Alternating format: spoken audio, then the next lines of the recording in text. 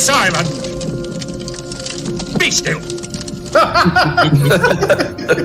Always straight with That's why mine are always black.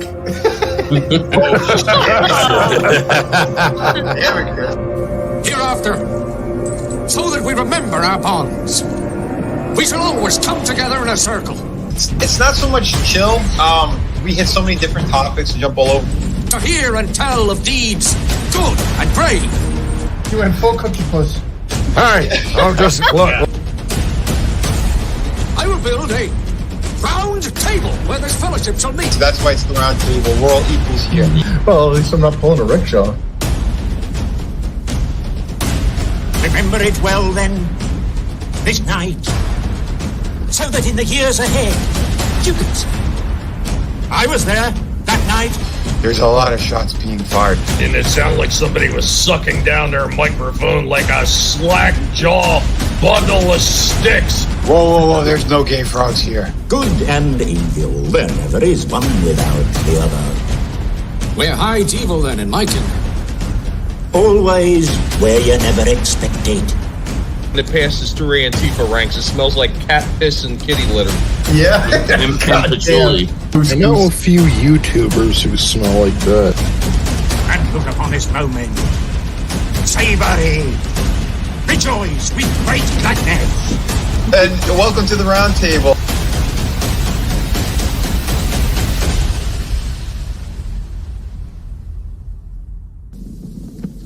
For it is the doom of men that they forget. Hello, everyone, and welcome to the round table. Yeah, we're going to talk about some fun stuff tonight. I think it's actually a show that we like, and it's actually far superior to whatever trash that just came out in the theaters. No, I did not see Joker 2, but I saw a couple of reviews and a couple of clips here and there, and yeah, we're going to be making fun of that as well. So we'll be getting into it. First, let me say hello to Brutal Morningwood. How you doing, buddy? So far so good. I'm still alive, Nice. alive, Yeah. and fighting my way through the world's worst apocalypse yet. Yeah, well, we didn't get there quite yet, but it's getting there. That's for sure. Yeah, we're not too thick in it, but it's just the beginning of the end of Yeah. the beginning of the. Right. It's just cracking the outer shell for the moment. That's right. All the Uzi crap didn't come out yet. Well, it's leaking out anyway. But I know that you enjoyed what we're going to be talking about tonight. So looking forward to hearing that and getting into it. So thank you for being here, brother. Yeah, thank you. Oh yeah, we also got superfan Adam Shawhan. Yeah, man, I got all dressed up and ready for the occasion. I mean, look at that. Yeah. Doesn't get any better than that. Hell yeah, man. Look at he's got the pen and stuff. All I can tell everybody is, don't worry. Vinny's working on City of Venus too. That's right. I was working on it right before this. So we've got something to look forward to because so far I'm enjoying the Penguin. And I wish the Penguin would have took care of the other movie you were just talking about, just like the beginning with the Falcone down the stairs. Yeah. I was gonna say too. Yeah. Gap After Dark. What's up, buddy? He's over on the Rumble side. It does look sus, and we're got to get ready for this because it looks like it's gonna be hitting on Wednesday. So I know we have someone in the back, and I hope he's gonna be safe regarding that. I don't know he's going to pop up, but we'll give him time. Maybe he's eating. But yeah, we got Iceman Modeler. You see, he's going to be watching this on the replay. Because it's late where he is right now. But yeah, man, welcome. Hope you're doing well. And of course, we got Monotony. For it is the doom of men that inwards forget. We're gonna be oh boy, get ready, folks. Hold on, let me shrink out. But for Monotony, just because happy anniversry. That's right, happy anniversary, brother. Happy anniversary. Okay. Yeah, man. Hold on a second. Let me share screen because title card's really important, and I was happy with how that came out. So we're gonna be getting into it for sure, folks. And don't worry, the Dark Wiggler has returned. It's This is gonna be a crazy one. So I'm gonna do the intro for this before we get into it. Yeah, this was something else, folks. Hold on, where is it here? Yeah, get ready because it's kind of like, one is vastly, I think, far superior. And we're gonna have at the end of this little clip, you're gonna see Batman. He chooses what he wants to see. So here's the clip. Can you imagine the people saying my name on the streets after you're gone? Have it mean something?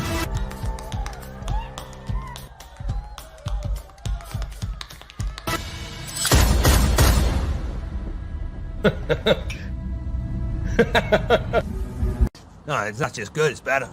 It's the fucking best. I want to see the Penguin. So you heard it here first, folks. Batman wants to see the Penguin. Because the Joker, oh my God, the shit that I heard about this thing. Whew, what a terrible, terrible film. So, from what I understand, Todd Phillips, he gave a big FU to the fans and to the studios, all in the same breath.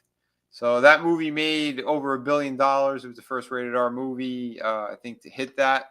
And so the studios wanted a sequel, but they wanted to implement more of their nonsense in there. And because they said he was coming off too much as a hero for incels or whatever horseshit they were trying to say. No, the first movie explored the psychosis of a person and how easily they're manipulated by their environment, what they watch, basically like a brainwashing thing. Sounds familiar, right, folks? And they didn't like that. They were hoping people would do some stupid shit like what had happened at the end of the first movie. And that didn't happen. Instead, it was more of like people like, yeah, they explored the psychology behind it and how easily weak-minded individuals could be corrupted. There's only one way to take care of individuals that you don't like. And you know what? I didn't like the first movie, so I told you there was some messaging in that first one. And I think those people put it in there. They put it in there sneakily. They tried to make money. And then they're like, okay, now that we drew all the idiots in, now we're going to hit them with the garbage. And that's how I felt. And this is why I had no interest in seeing the second one. After seeing the first one, I had no interest in it. And as far as seeing the Penguin, I want to see the Penguin too. Yeah. Oh, absolutely. We don't have the Penguin in this show. We have somebody who's a mafia guy with the name of the Penguin. Yeah, but that's once again, that's what the Penguin is. In the comic books, that's what he was. I know, but you know what I mean. Like he doesn't feel like our traditional Penguin. Like this guy feels a little bit more dirty, more raunchy. Because the Penguin always came across as a little bit high class in the original comics and everything. He did, and that's the one detour because they're making him from a poor family in the show.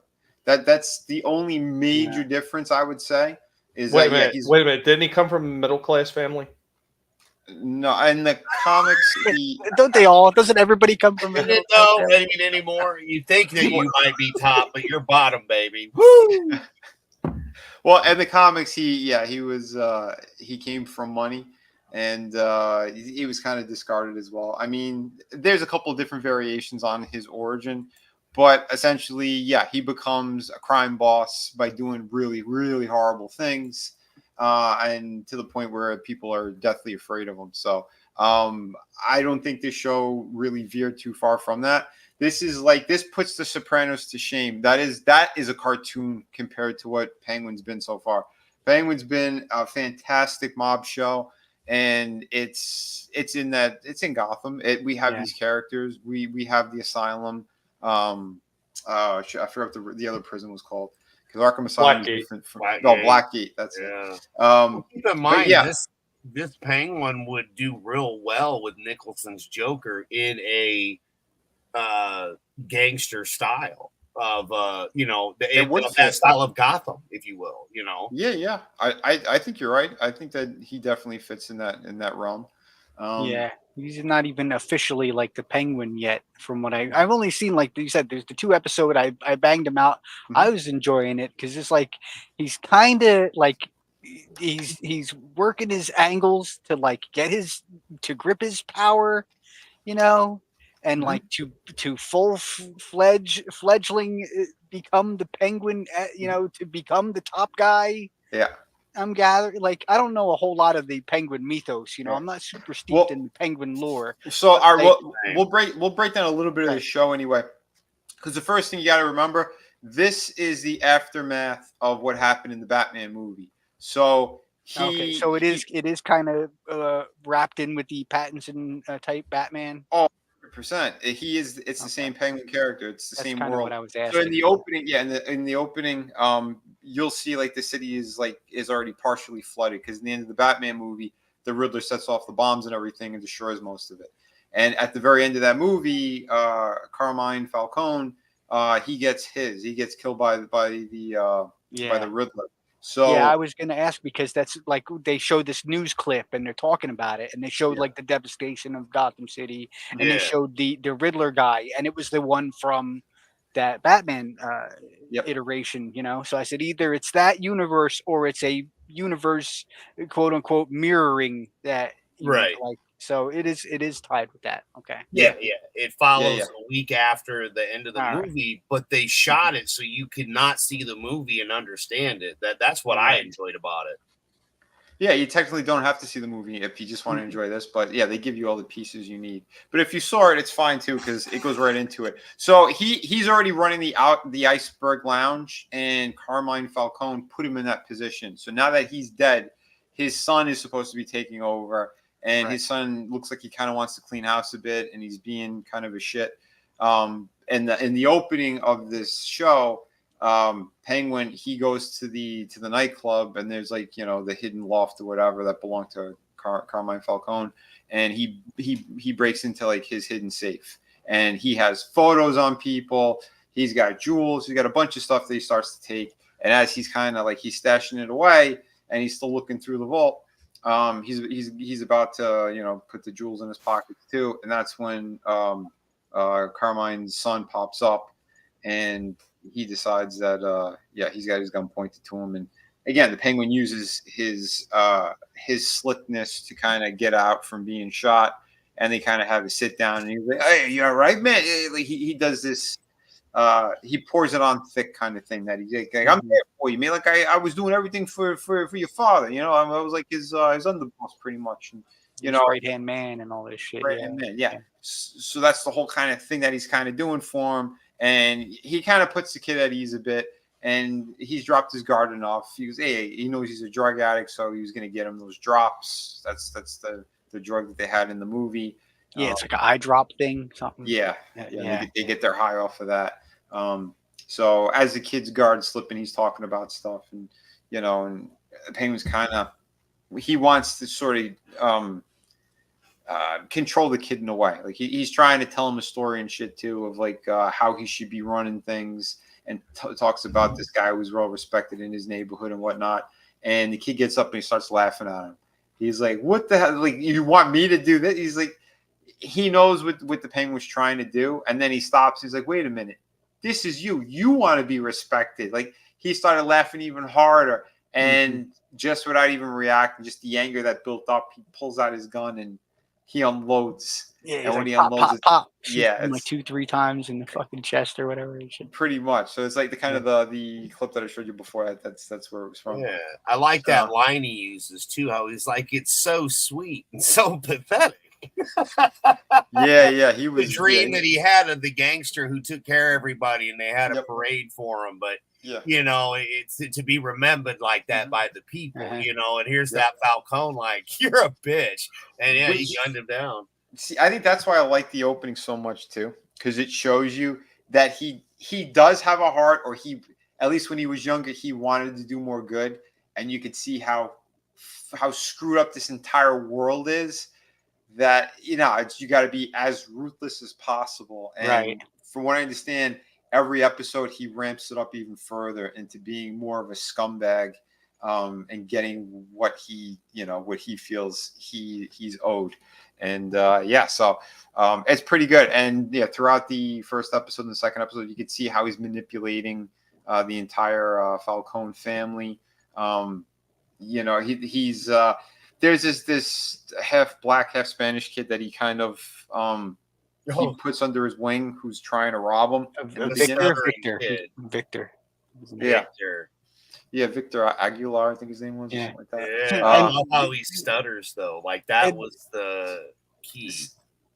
Yeah, that's what was good about it. So when the Penguin he takes out Carmine's son there, he knows he screwed up because he starts laughing and then it goes, oh fuck, and they go to the title card because he's he realized how screwed he is. Yeah, he let his anger. He let his anger get the best of him. He popped him full of friggin' lead, and he was like, "Oh, fuck!" It's like it was so great at the moment, but not now. We got to deal with this, and not for nothing. The makeup effects in this is amazing because you can't even tell this an entirely different dude under there. I was saying that too because this is like what The Sopranos should have been. Let's face it, because like he definitely has a Tony Soprano kind of vibe to him, but maybe even more ugly.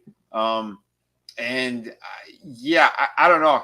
He plays it better than the Italians did, to be quite honest. The mob stuff is just spectacular. His mannerisms, like when you're watching this, you don't see Colin Farrell, not even for a second. It's literally like, hey, this fat guy's a really good actor. Like that's how good the series is so far.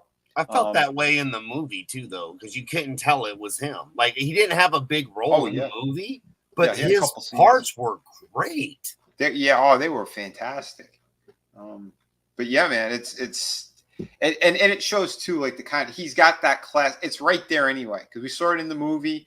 This one, he's more down on his luck because like they're trying to knock him down a bunch of pegs since Carmine's not there anymore. Like, and the son says like my father, like he gave you a lot, and then later when you meet his sister.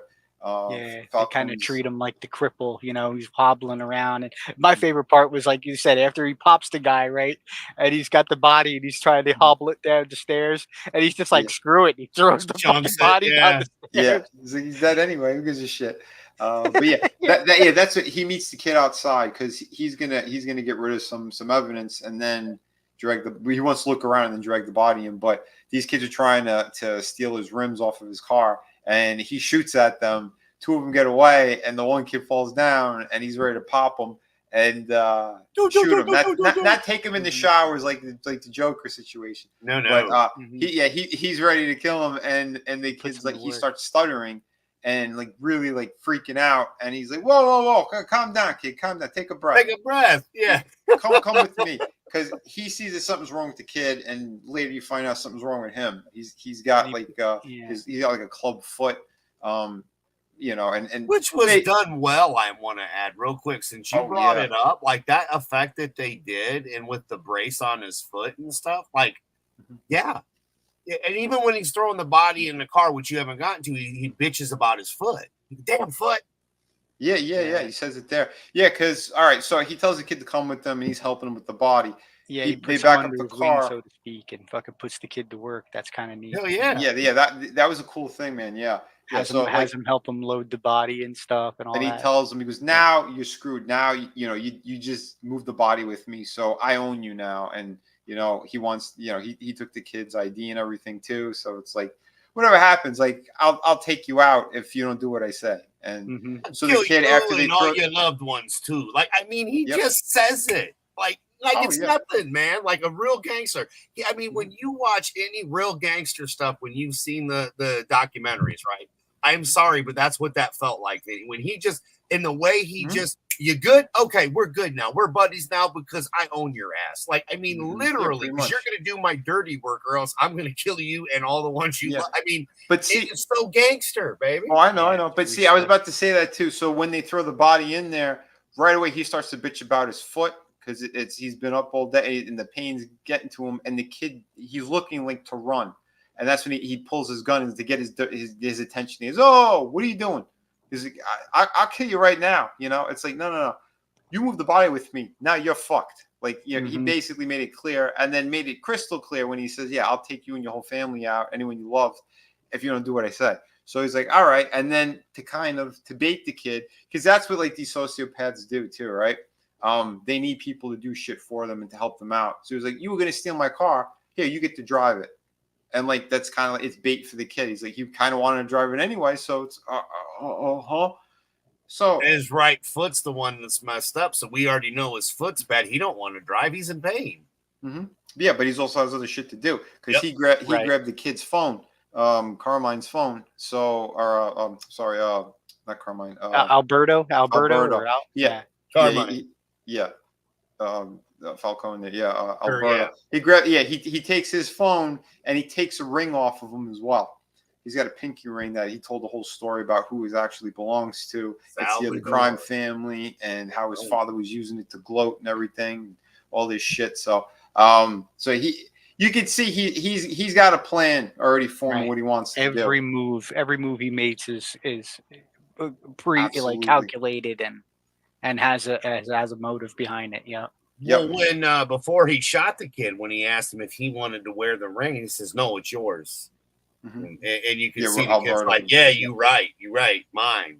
Like rubbing it in his face. That's how I took that scene. He's rubbing it in his face. It was both. Mm-hmm. Alberto wanted to peacock, and the Penguin wanted to manipulate him, and he knew that the Penguin wanted to manipulate him, but he was slowly starting to do it anyway. The thing is, he could have probably wore him down, but his anger got the best of him, and that's why he popped off like that. But to see, that's what's great about the character and the psychology behind him, because throughout the episode, you find out a little bit more about his backstory, and you can see where he's kind of coming from. So, like, they really worked on this character, so you get the full kind of picture of him, and he is capable of doing anything right now. And that's what's really great about it, because, again, that's what the Penguin did in the books, in the comics. He had to use his brain because he doesn't have the physical stature of these other people and everything else. So like they have those elements, but he's such a scumbag on top of it, and he has to be. He's a criminal mastermind. That's but the main thing with the character. So like the whole episode kind of builds up, and you see how he's got his tentacles into everything, who he knows, the women in the street, all sorts of shit. And, he's in a very high position in the mob right now too. And he's almost coming off like he should be doing this, he should be doing that, and the family, they don't like it. So like with the stuff that happened in the the Batman movie, the drugs and all that, and all the water and all that shit from the dam that broke, they know other stuff's going on, and they don't want to keep moving their product. A lot of it got flooded. And like he gets called in, and he tells them, he's like, "Oh, I recovered 70% of the product. We're good. Like we can keep going." And the family doesn't want to. They want to shift the operations to a new place. Yeah, and he's like, some of it was in the sewer water, and then they're like, who cares? It's junkies anyway. Like they're gonna be, dropping sewer water in their eyes. So what? It's junkies. Droppies are gonna buy it anyway. Right? I don't give a shit. Exactly. That was kind of funny. I was like, like you George Floyd's. They're gonna do it no matter what, even if it kills them. Oh wait, never mind. Well, I love how he lied on the numbering too, right? Like when this guy told him we got 30%, but when he's talking to mob, he's like, we got 70%. It's like, no, you don't. Yeah. That's good shit. Yay, Slash, how you doing, buddy? What's up, guys? Hell, bro. We're just we're breaking a little bit of the Penguin, the first 2 episodes. And we're kind of making fun of the old Joker 2 nonsense. Did anyone here actually see Joker 2? No. I know. I saw a couple of reviews. I'm not seeing that piece of shit. I won't even watch reviews, man. What about you? Have you seen it? No, hell no. No way. Dude, yeah, it's ridiculous. When I heard that he gets taken advantage of by the officers, and he gets the Joker screwed out of him. Yeah, he spends 5 nights at Diddy's, yes. Yeah, basically. Oh no, the Joker! I'm gonna screw the Joker out of him. I'm gonna screw the joke out of the Joker. Yeah. But from what I understand, that's literally what happens in the movie. Yeah. After his trial, it's like wow, putting the J in Mr. J. Yeah. But I heard someone say that, and I was in the chat, and I was like, for real? And then it went.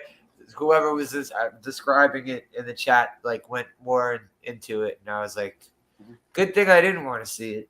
Oh yeah, the first one was enough for me. Like I said, it's not for everybody, but I thought it was really well done, and they got the whole kind of psychosis about it, and how people are easily swayed or manipulated by their environments and everything around them, the brainwashing from the media and all that too. And like there's a Then little when bit of you can't get your meds because they don't care because they shut down the building where you Yeah. get your meds from. Yeah, Yeah, that they was showed the very, government- very 2020. in the first movie they showed that the government doesn't give a shit about sick people and poor Yep. people. So, and that's what kind of infuriated them because it backfired in their face. They were hoping for something else to happen when that movie came out, and instead it made $1 billion, and everyone resonated with the character and was cheering him on, and that's what really upset the filmmakers and everything. So in this one, they had to make sure you would despise him or erase everything that he did, and really make him a joke of a character who not only gets sodomized but then gets killed in the end. So it's like, wow, great job. What was the point of that movie? Not to see it. Yeah, exactly. Give Lady Gaga some work, basically. Yeah. And then I saw an article go by that they're trying to pin it, attach it to the Heath Ledger Joker. That the dude at the end, he does something to himself, and that must be the Heath Ledger Joker. No, it's got nothing to do with it. That's entirely different. Well, so after all this bullshit, what are they going to do with the Joker they have in the Robert Pattinson world of Batman? Again, it's his own world. They could do whatever they want with it. This Joker's not connected. Totally different than any other Joker. Yeah, slasher. I know. Like, saying they're just going to keep churning out different era Jokers all at the same time. Is that keep doing this? From what I understand, I don't even think he's going to be in that sequel. They said the sequel looks like it's Mr. Freeze and possibly the Court of Owls. That's the rumor. They said the script is already done for Matt Reeves, the Batman 2. And yeah, they're going to they're getting more into the comic book side of things, which is good because they did put the groundwork in for it. If you remember the Asylum stuff, remember Batman, he thought that the Riddler knew who he was. Yeah. They played with the storylines of his mother being in Arkham. She's like the daughter or something, and in the comic books, that's what they ended up doing as well. Yeah, where she's like one of the like her maiden name was Arkham or something, type thing. Yep. So she basically she had a stint in the psych ward and all that. So they were kind of playing with it because in the comic books, Batman may or may not have a brother, and it's the way that they made it. The way that what's his name Snyder wrote it, Scott Snyder, not Zack Snyder. The way that he wrote the story, it's kind of up in the air. It could be the character is just crazy, or he could actually be connected to it. They kind of left it open like that, so nothing's really definitive. But if the Batman 2 movie is kind of going in that same path where they introduce that character, they could even do the same exact thing where it doesn't have to be in cement that it's definitely his brother or not, but there's enough where you're going to be questioning it. So yeah, like the one of the main Court of Owl, the assassin guy, Talon. Yeah, it might be his mom's kid there, so he might have a half brother. But it would be funny if it was the Joker was his brother though from the first Phoenix movie. You know what I mean? That would be hilarious because of how that played out with the, she was nuts and no, that wasn't you're not a Wayne, But just imagine if it was, that would have been crazy. And then he becomes Talon instead of Joker. But even still, it wouldn't be Pattinson's Batman. No, I know. Yeah. So again, because that Joker movie, they completely fucked it up with the whole time frame. If they wanted to connect it to anything, they can't. If anything, it would be closer to maybe no, you can't even say 89 because the time frame's all fucked up on it. It felt very 80-ish the way they shot it. You know what I mean? Just it did feel like the 80s, sure, but you can't throw 89 because again, this Penguin could literally be Danny DeVito's Penguin without the stupid Danny DeVito Penguin being a penguin. You know what I mean? Like a mutant and shit that they did in the second movie. Imagine this being the Penguin that we would have gotten the second movie with Keaton. How cool that would have been. Well, it should have been. It was going to be, but what is it? Tim Burton and DeVito, they came up with this stupid artsy fartsy thing and then completely butchered the story and the character. Living in the sewer and all that's fucking retarded. And it's crazy. You get the best actor at the time to play him, and then you do something so stupid. I still don't know what was up with the fucking flippers, man. Right. That he was that deformed. All right, so that's the one thing I do like about the show. Have you seen the Penguin, No. Slasher? No. So it is the same exact one from Yeah, Pattinson's I movie. know. It takes place all the same time. But what they did with him was really good. The only major difference is that he doesn't come from money. They made him poor, so he kind of came from nowhere and is building himself up. Now, if they later play with a storyline with his father, maybe his father was rich, they could still do that. But as it is right now, he was poor and he's been working his way up. And his major thing is he's got a deformity. His right foot, he's got like a club foot, where like the toes are all mangled and shit. Yeah, extra. he like waddles and shit. Yeah, that's why he waddles. And I'm telling you, Colin Farrell does a fantastic fucking job. But like Tommy's saying, to Tommy, it's more of a mob show, and they do a fantastic job with this mob show. But I know it's going to ramp up into other stuff because that's part of what it is. So in the movie, he's like an underboss to Carmine Falcone, and he's running the Iceberg Lounge. In this one, since Carmine Falcone gets killed, his son Alberto's supposed to take over, and he sees that Penguin's basically manipulating him and shit, and they have their words and stuff, but he's kind of working the kid over, but the kid still sees that he's a scumbag and he'll try to do anything to fuck him over. And he says, because my father, he treated you well. He made sure, he knew you were skimming off the top, but he didn't get pissed. He had to make sure you're going to be a happy little worker bee, essentially. So like he looked the other way. He goes, but things are going to change. Like the kid's being kind of a dick to him, but he insults him in the vision that he kind of drops on him. So as the kid's laughing in his face, Penguin just takes out his gun and unloads. So he's laughing about it, and then he's like, "Oh fuck," because now he knows he's screwed, and he's got to figure out how to get himself out of this jam. And so there's kind of giving you the fast forward to it. So some kid was trying to steal his car, steal his rims. He ends up suckering to work for him, and so now he has to take care of everything. He's got to get rid of his body. He's got a bunch of shit he needs to do. And then he's got to get back to work right away. And so like he's gonna off the kid at one point too. So they move the body to like a fucking what do you call it? Like a junkyard type thing. And they throw the body in one of these abandoned cars. And he's like, "Hey, nah, not so fast, kid." And the kid starts like he's stuttering again. He's tripping over himself, and he's telling him, "I got ambition," because it's something that the Penguin said to him, that these kids, he goes, "You have no ambition. You're just a bunch of losers, and that you're always going to stay that way." So the kid wants to prove himself, and because the kid has a disability as well, that's kind of why he keeps him alive, but he also knows he could use this kid. So he's got a slight bonding thing with him. And like I thought the kid was going to be super annoying. Tommy was saying the same thing. Like he didn't know, because throughout the episode, you think he could turn around and shoot this kid at any time. Like he doesn't really mean shit to him, but you could see they're starting to have like a bond together. So it's sort of working. But this kid, he ends up doing a lot of things for him. So it works. He even takes him to the mother's house, which he's telling everybody else that his mother died a couple of years ago. Mm-hmm. But then he takes the kid to the mother's house, and she's like, got dementia type stuff, and she's wandering around the neighborhood getting found by the neighbors, and she's always walking around in these sparkly dresses. Like I think she used to be like one of the casino girls, or like one of the club girls or something. It's like she used to be one of the club girls or something.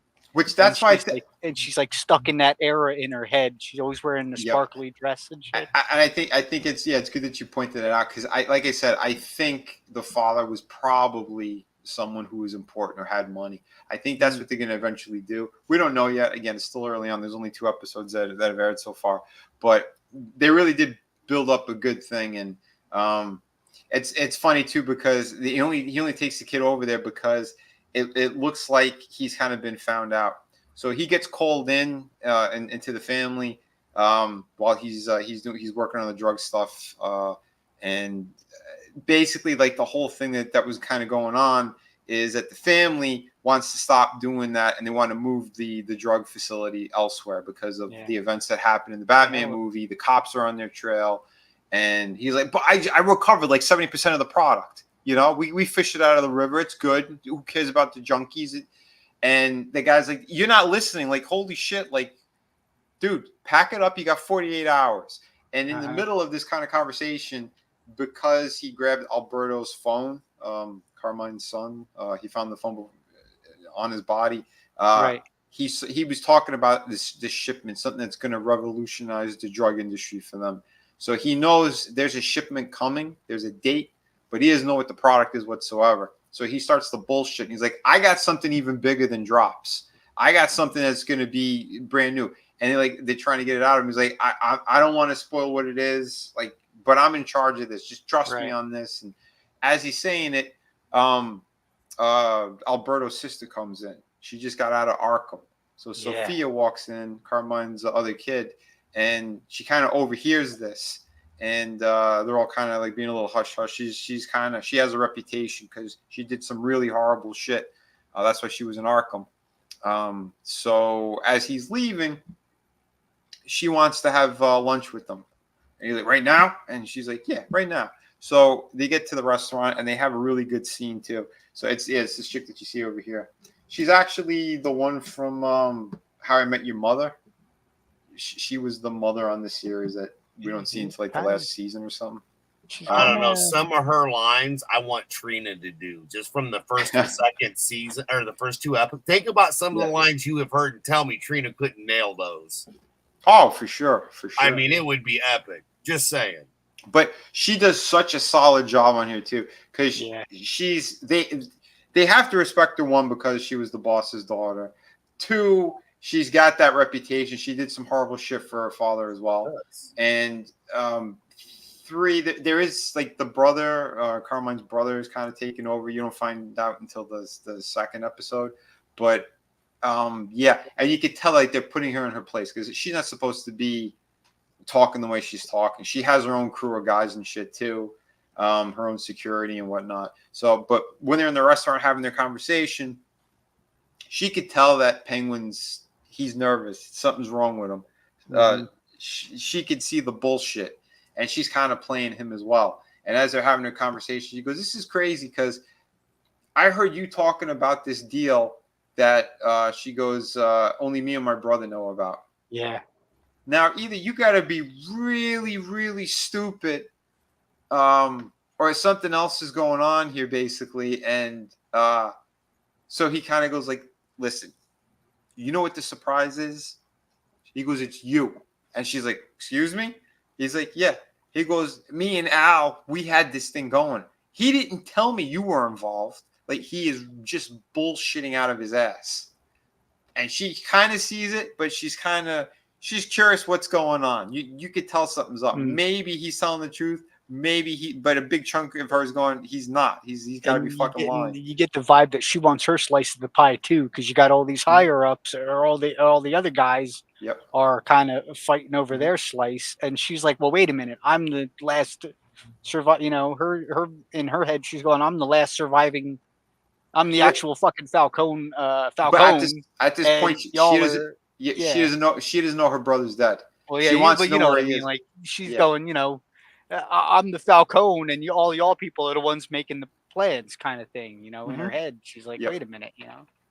But yeah, no, yeah, you're talking about like it was her and the brother, her and Albert had the plan for this thing, and they were gonna do it, and then Penguin's like, "Oh yeah, it's my idea. I'm involved." He was telling me about it too. Yeah, I thought it was just us. Yeah. Yep. So I mean, in all the angles. Yeah, no, it's good. I'm telling you, the acting's really good. The writing's super tight.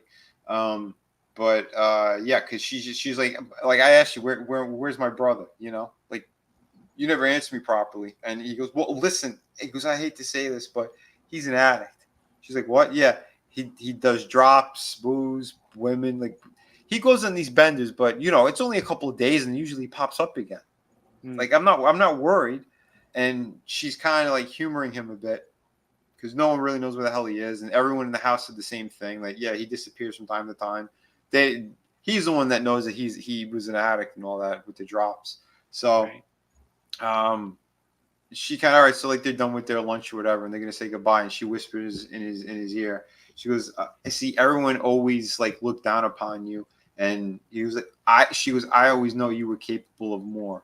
So like she kisses him on the cheek, and then the look in her eyes, like, "I know you're full of shit," you know. So the first thing he does, he grabs the kid, and he's like, "You're coming with me." They go on the subways. They're going all over the place. Like he's taking a crazy path, you know, to get basically car and shit and everything. Yeah. So it's like basically like they're in the city, and like he like, if you're gonna equate it to a real city, because Gotham was based on New York. So like he goes from like the heart of the city to, you know, like basically to Queens or something. It's like that kind of equivalent, but it's like, you know, taking the trains, walking, taking another car. He's got like a junker that he has somewhere else, and the kid's like, "This is your car?" He's like, "Get in." So yeah, he goes, he takes her, he takes the kid to the house where the mom is, and basically he's going to grab his stash of money, and him and his mom are about to go on the run, and she stops him. She's like, what the hell are you doing? Like she's lucid at this point, and she kind of like, she hits him, and she's like, "You're not a pussy, because you're acting like a pussy right now." Like she's like, put it in his head, like, "What did you do?" And he's like, "I shot Alberto, Falcone." Like he says it. She's the mother is the only one he tells the truth to all the time. Like it seems like she's the only one that he can't lie to her, you know. Yep. Well, I mean, I was saying that was one of the things that they did get right as far as his character of the Penguin, because in every iteration they've always established a very strong bond between him and his mother in every single iteration. So I mean that you know, that was pretty much on point.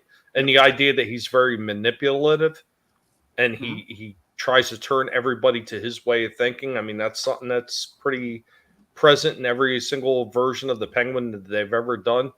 Right. But yeah, I mean, and of course, the one thing that's lacking in this one is his aristocracy, so to speak. Yeah, is coming from money, like Vinny was saying. Yeah, that and his stature. That really just does bug me. I'm sorry, it just bothers me a lot. No, that's how he gets the moniker the Penguin, because of his stature. Yeah, they gave it to him in the movie because that's the stature he had. But like I said, when Carmine gets killed, he gets it taken away. Like he gets kicked back down. You know, it's sort of that deal. Like he still has his money, he has his nice clothes and shit, but he's not pimping it and showing it off like he normally would, because he's sort of like in fight or flight mode at this point. But because of the games that he plays and how the manipulation works, his confidence is building up again. Like he knows what he's worth, and his mom kind of reminds him of that. So like that was like the good part of that. And so he starts to concoct another fucking a bigger plan. Well, you know, I don't see as he was looking to escape so much for his own benefit. I think it was more for he was worried about his mother's benefit than anything else. Yeah, because I mean, throughout the series, just the first 2 episodes, everything he's doing, he's like 2 to 5 steps ahead of everybody else. Like he's already got these plans and these machinations in play, and he's working them. He's working both mob freaking groups all the way. Yeah, and they don't even realize he's playing one off the other expertly, like you would expect the Penguin to do from the original comic book, or even like some of the Burgess Meredith stuff and everything. Like he's playing it the way he should. Like I said, the only thing that takes a little bit away is he's too damn tall. I wish they would have shrunk him down a little bit. Yeah. That's and okay, now what was I forget the part. He had the pictures. He had the pictures of the one dude with the chick. And he had like the dirt in the envelope, but he's like, "Let's be friends" on the envelope. And he was going to give it to somebody. Was it? Well, in the second episode, he was going to give it to the new boss of the family, Carmine's brother. And then he like said, "Forget that." And he takes it and he gives it to somebody else. Yeah, he does. He gives it to the rival family to save his ass. Right. Yeah. Which is excellent. So yeah, it's time you say like he's always got a ball in the air. It's type like he's always got a plan A, B, C, D. Like he's all set up for what he's gonna do, but he's just narrowly misses out on getting himself killed multiple times. Yeah. But like he's taking those giant risks because he knows he could take over this shit. And basically, like his mom said it too, like, you own this fucking city. She was like, I didn't raise no pussy. What are you being a pussy? Yeah, And like he knows, but like he needs a reminder sometimes. Are you a pussy boy? Are you a Brian. pussy boy? Yeah. I just saw. Hey, Brian, Chris guy, what's up, buddy? I really am. I'm digging it so far. Oh yeah, dude, it's great. It's great. Like I said, the mob stuff is really solid. The stuff they're doing with his mom, like, it makes sense. Like Tommy was saying, like, it's there. The pieces are there. But I think once he starts, because I think tonight's another episode, and it looks like they're gonna get more into the iceberg lounge. Yeah, like he's building up. I think they released sometime in between 8 and 9 or so. I think it is on Sunday. I forget what time. It's very odd because usually when they do series drops, usually you get them like 12 midnight of that day. This one is a little different. Like, it's late night on Sunday instead of like, first thing in the morning. Yeah, that's cool though. Yeah. They did it with, like, with Sopranos and a lot of their big shows, Game of Thrones. They would do shit like that Sunday at like 9 or something or 10. But yeah, no, I think they're doing a solid job. So basically, he uses that ring to he goes to the rival family, the help me out, Maroney's. That's it. Yeah. He goes to the Maroney's because Salvatore, that ring belonged to him and his family. None other than Clancy Brown himself, Maroney. Yeah, Clancy Brown's fantastic, and that's great casting too, especially if you're a fan of the animated series. Because it was the fat guy with the white hair. It's basically like the same character. Only Clancy's not fat. Yeah, but he's got that over, big voice, and he's a big dude. So like it works. So he meets him over in Blackgate, and he's trying to play them, and he's not hearing it. Sal Maroney's like, get the fuck out of here. He's like, what? Leave. I don't want to see your face again. He goes, I know how you are. You screwed over my family before in the past. They get busted and your hands are clean. And he's like, listen. He goes, think about it. He goes, a lot of people, they don't see me for what I really am and what I have, what I'm capable of doing. He's like, but you're gonna see it. And like, he's kind of looking at him funny. He goes, oh, I almost forgot. And he leaves the ring there for him. And he goes, how the hell did you get this? And he goes, yeah. He goes, Carmine. He liked to flaunt it. He goes, yeah, but how did you get it? And he's like, yeah, maybe I'm more than what you think, pal. But think about what I said. And he leaves. Like he's laying the groundwork. So he had told the kid certain things to do, and he's gonna give him a call because he goes, this is a big plan. Before he went to Blackgate, and he's like, I don't know if I could do it. He's like, kid, you gonna do it or not? Because otherwise, like, this is done anyway. And he's like, no, I could do it. I could do it. Like, he's reassuring him. So he's in the car. It's raining out, and he's trying to go back to his place. And he sees that the daughter's there. This chick, that she's there by his property with a bunch of guys, and he's staying like kind of far back, but his car sticks out because it's that purple or plum color. Right. So she sees him. And they all get in the SUV, and they're going to chase him down. So he's doing like his crazy driving, and again, it's shot so high quality. It's like movie quality or a little bit better. Like, they really made sure this was going to be a kick-ass series.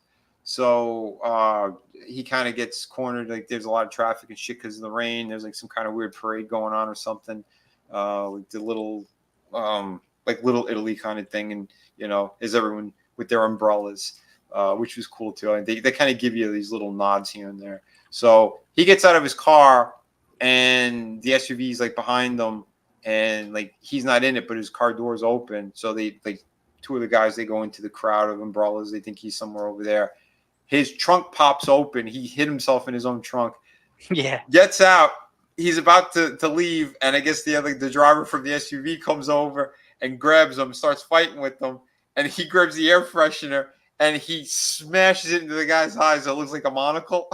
Yeah. And as the guy's like falling back, he's about to shoot him. The guy falls back into the street and gets clipped by a school bus. Yeah, which is brilliant because, like you said, there's no way he's gonna hobble away with his bad foot and outrun these guys. Exactly. So he tricks him out. Yeah, it was great. So yeah, as he's like waving to the kids in the school bus, he turns and there's one more guy there, and they knock him out. So when he wakes up, he's stripped down, he's tied to a chair, and he's like in the greenhouse of the property of the Falcones, and she's basically now she's grilling him. She's like, I know you were involved. What the fuck happened? Where's my brother? And he's like, I don't know what you're talking about. Nobody knew about this but me and him, right? And then that's when he's like, yeah, oh yeah, I thought nobody knew about it but me and yeah. Mm-hmm. Yeah. He's still trying to weasel his way out of it. And then she goes, here's the funny thing. He goes, because the Penguin told him to, go to your father's loft or whatever, his hidden away place, whatever. He goes, look around, like there's nothing there. I mean, he's trying to say that like the brother was still alive. And she goes, you know what? I did look, and you're right. There was nobody there. But he goes, know what's really interesting? When you drive a plum fucking colored car, you kind of stand out. So they found a couple of kids, the ones that were stealing the hubcaps, the other ones. The way that they made it sound like, you almost think that Vic got caught. The kid was working for him, but it's not. It's one of the ones who ran away. And he's there, and she's going, now, you telling me that this kid's lying? He goes, fuck yeah, he's lying. She goes, you want me to kill him? Go ahead, I don't fucking care. So she shoots the kid in the head, dead. And he's like, he's kind of relieved, and she's like, look at you piece of shit. You would let an innocent kid die just to save your own ass? She goes, I know you're involved in this or whatever. And he's like kind of shitting himself. And one of the guys is torturing him, like a wire under his armpit. And like, turning him into the Penguin, right? He's going to have a flipper, isn't he, Vinny? Yeah, she's about to take his whole arm off. And as that's going on, because he was calling Vic when he was doing the car chase and he couldn't get a hold of the kid. All of a sudden you hear like a horn honking and a big crash. Yeah. What the fuck was that? They go out there, they go to look, and he's sweating bullets. He's stripped down naked, because she goes, that's what they used to do in Arkham, to make you feel like you're less than nothing. Like every day they would torture and embarrass them. So she was giving that the same treatment to him. So when the car crashes, they go to take a look. Like, what the fuck? It crashed into the outside of the house. They're going to look, and there's like a cinder block on the gas pedal. And they go towards the back of the car. The trunk's kind of partially open, and it pops open, and she sees her brother there, and the pinky is cut off that had the ring on it, and scraped on the inside of the trunk says payback. Right. And she just starts screaming. It's a side profile shot. Like, it is shot so well. She's screaming at the top of her lungs. And they cut back to the Penguin who's sitting in the chair with his arm gushing blood and everything. And he's just like smiling and laughing like, I got them. So he kind of came through or whatever. Yeah. The kid came through. So his ass is saved. There's like, it's because he never outed that he killed the kid. This is all now looks like he just started a fucking mob war. And so they cut back to him and the kid, and he's like, Vic, where the fuck were you? What's going on? He's like, and the kid's trying to break it down. He's like, yeah, like I know you. He goes, yeah, I told you, just the head and a hand would have been enough. He goes, yeah, the whole fucking body in the trunk. And he goes, yeah, because I was thinking about like cutting through the neck, and if I hit the trachea, would he start gushing blood? Or a little bit? He's getting into the details, and he's like, all right, kid, all right. Yeah. It was good enough. It's like good enough. That kid fucking saved your life. So they had like small talk in the beginning of the episode about the neighborhood because they came from the same area as well. And he talked about this one like bodega that basically had like a slushy machine. And he told the kid, have you ever tried mixing all the flavors and all that? Like, and he's like, no, I haven't. But I'd like to one day. Like the way they were saying it, he knew that earlier on, like after he first busted him. Yeah. But I'd like to one day in the future. Like, please don't shoot me in the head, man. Yeah, because it's the way that the Penguin was saying it too. Like it's like it's too bad you never tried it. Like, because I'm gonna kill you. Like he was giving like you missed out, Vinny. You missed out on the exactly. Vinny. It's a great drink with all the flavors mixed together in the slush puppet. Yeah, so basically at the end of the episode, that was like the kid's reward. He'd make him go in there and get the mixed flavors. He's like, how do you like it? He's like, it's good. He's like, nah, it's the fucking best.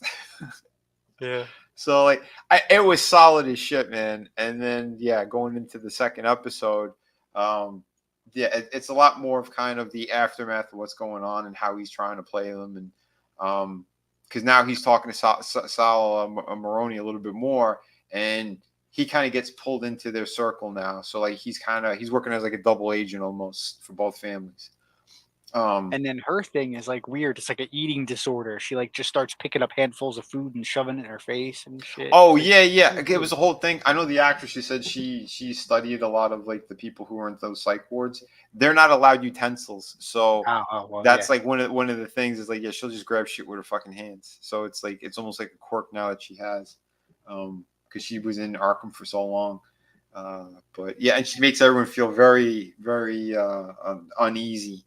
There's like a few of them try to bullshit with her and like to smile. Oh yeah, how you doing, Sophia? And like she puts the fear of God in them like within 3 seconds. Whenever she like if she sees through their bullshit, what they're trying to do, she looks right through them with her eyes and shit. She's looking right through them the whole time. Like it's pretty cool. And it's good too because the way that they're showing it, like a lot of people like right off the bat, like, oh, you wouldn't have a chick being that involved in the mob like that. But again, it's the daughter of the boss, and as in this episode, you'll see. She kind of gets put in her place by the new boss, which is her uncle. So she's trying to call the shots on something, and he's like flipping out on her. Like, no, what the fuck are you doing?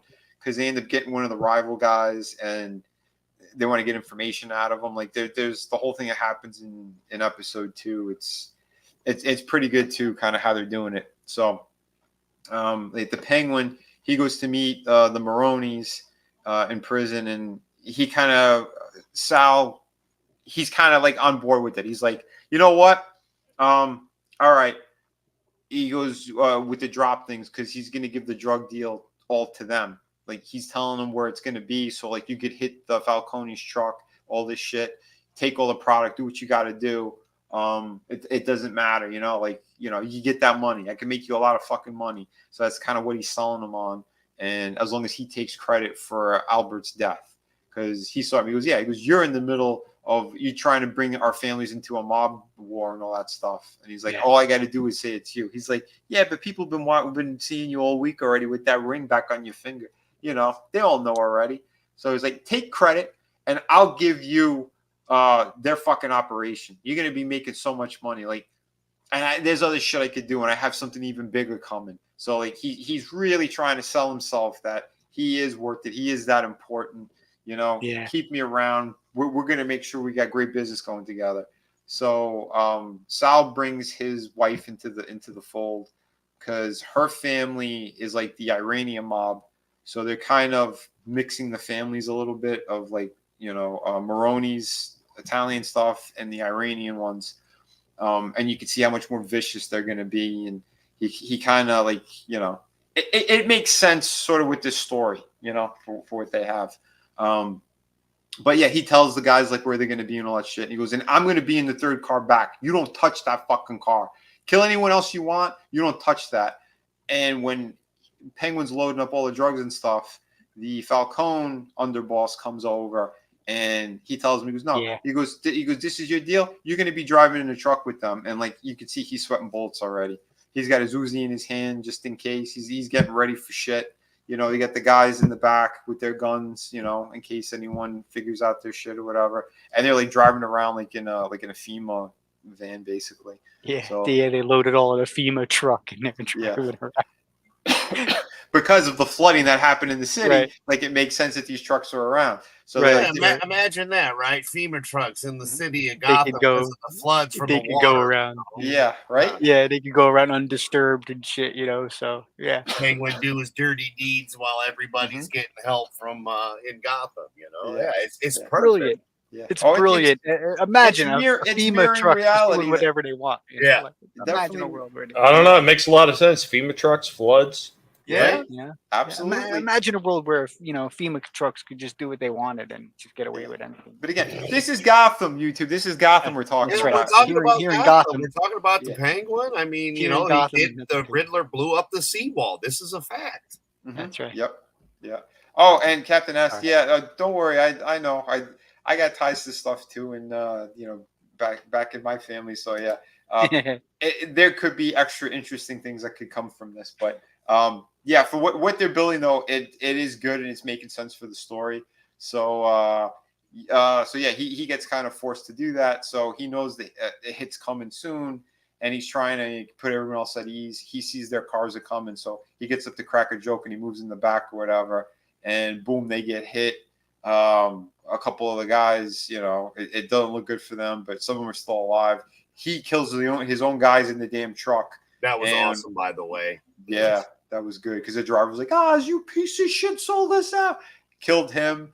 And then the driver got hit. Remember, while they're driving, he gets hit and then gets knocked out. And as he's letting the gangster guy in to come take the drops that are in the water buckets, that's when he busts and goes, "You traitor!" and then shoots the other guy dead and misses the penguin.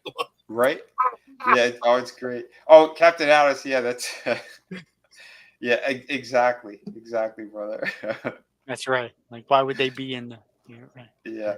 But without saying it out loud, because they'll get me for it. But I love Gotham though. Yeah, so I mean, there's good shit that happens. So like one of the main guys from Maroni's thing, like he opens up the door ready to start shooting. He's like, "Oh, it's me." He's like, "What the fuck are you doing in here?" He's like, things change. So as he's talking to the guy, it's like the other cars are coming, so he kind of gets hit. Penguin's trying to get out of there. Sophia's guy is there, and it looks like Penguin's going to shoot him. But there's a couple more like the Maroni mob that are over there, and he shoots them instead, and they get the fuck out of there. But at the aftermath, they captured the dude. I'm sorry, the cops got him. The cops got the Maroni guy, and then later you find out one of the crooked cops. Sophia goes to talk to them because they want to know what else is going on. They said someone had to fucking rat us out. Someone knows what's going on here. And Penguin keeps kind of weaseling his way out of things. But they caught wind from this detective guy that there is one of the ones that are in custody, and they want answers. And the detective is a drophead. So she gives him the dope, and she's like, "You worked for my father." And like he's scared of her because she's got, again, that really bad reputation. Again, I'm sure we're going to be seeing it soon. Of what she had done in Arkham and everything, too. Because I think even when she was in there, she killed a couple of people. But and she did it on behalf of her father. So they got their hands into everything. So basically, the cop, instead of just getting info, he kidnaps the guy. He's able to get the guy, and he brings him hand delivered to Sophia. And it's the day of the funeral and shit too. So they store him in the basement until he comes out of it, because he's like partially in a coma or something, or he's so drugged up he can't even talk. Yeah, he's all like morphined up or something. They said so. He's like all knocked out.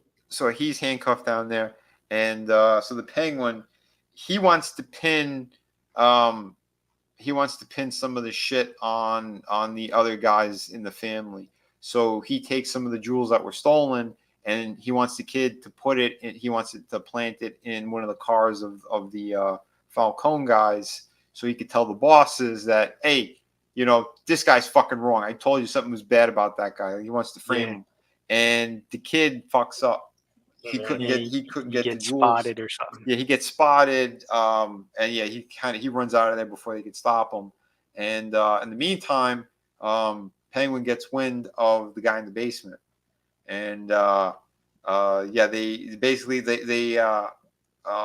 Maroni's wife and that crew, they pull in the Penguin, and they said that our guy got taken. They're ready to kill the Penguin on the spot, and that's when he offers the photos he has with the underboss, with the new boss's wife, and he goes, "I got something big. This is gonna help, whatever." So he gives it to them. He stalls a little bit, and he says what's going on, and they inform him that their man was kidnapped. So they want him back, and he goes, because he's someone who's going to talk, and if he talks, he's definitely giving your ass up. So he races his ass over there during the funeral, and he kind of, he sneaks his way down into the basement essentially, and he gets the guy to wake up, and the dude's like, "Oh, are you gonna help me?" He's like, "That's what I'm here for." He's looking around, like, "I can't get you the fuck out of here, but I'm gonna make sure you're not gonna talk." He's like, No. And the Penguin stabs the guy in the heart, and he's like, "All right, this guy's taken care of. Now he's got to get the fuck out of there." So he makes it to the other top floor or whatever. No one spotted him or anything, And now the new boss is Sophia's uncle. Is like he heard about it because the Penguin, he kind of did a distraction and to get them all away from that basement, and it worked. So he's able to sneak out, and then they come in, and the guy's already dead. So they're going to do full lockdown on the house now, and the guys, whoever did it, is still got to be here. So they're going through everyone's pockets. They lined everyone up. Whoever was at the drug bust that or the botched drug deal that happened there in the FEMA truck. So they're all lined up, and the underboss is there, and he's got the knife still on him, and he's like, "Fuck, what am I gonna do?" So he kind of tucks it into his cuff, and he picks a fight with the underboss. And right away, you think he's gonna be planting that knife on the underboss because like they start to get in the middle of things, and so they're going through everyone else's pockets after they broke it up. He's like, "You're a fucking piece of shit" or whatever. They have their little kind of spat. You think it's gonna be the one guy, and it's not. It ends up being one of Sophia's men. And that was really slick. I like that move because the other way was too obvious. So putting it on that third party, and it's someone who they don't all know. He came in with Sophia, so he could be a rat or whatever. And they're all furious. And Sophia's ready to kill the guy because she really believes that this guy did it because he's got the knife on him. And he's like, "That's not me. I swear to God." Blah, blah, blah. She wants to kill him, and then you just see a fucking bullet go through his head, and it's the new boss takes him out. And she's furious because she wanted to do it and possibly question him or whatever. And he's like, "No," he goes, "We're taking care of this shit as fast as possible."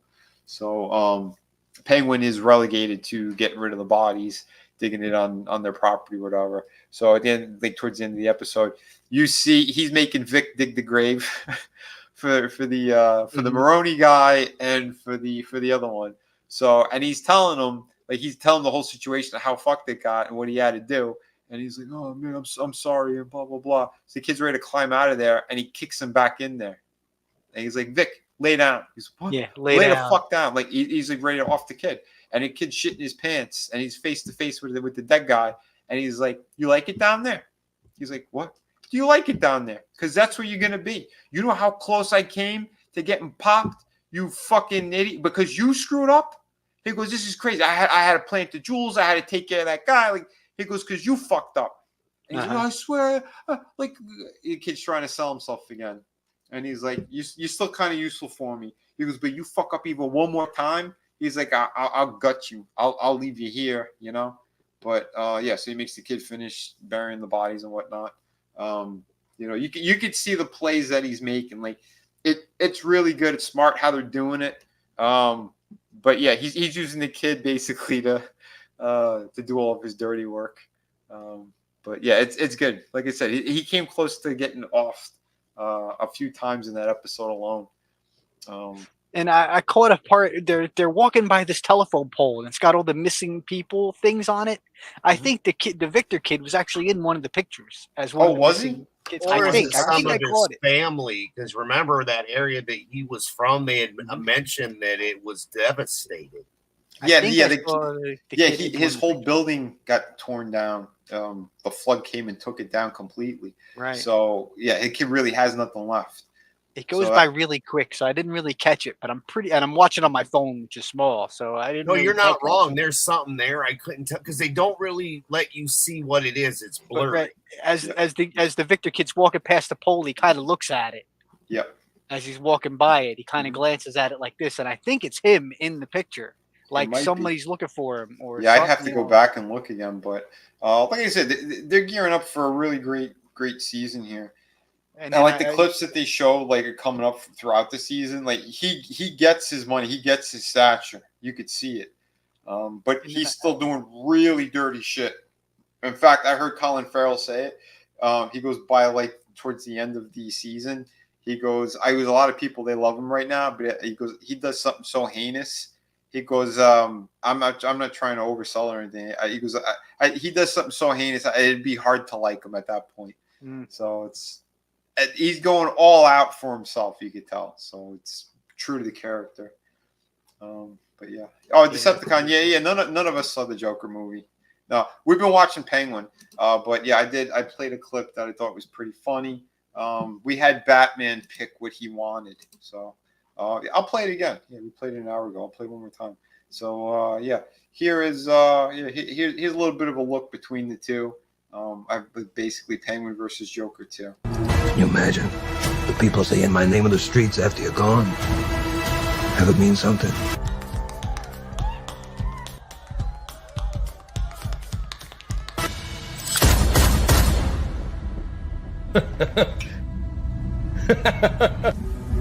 No, it's not just good, it's better.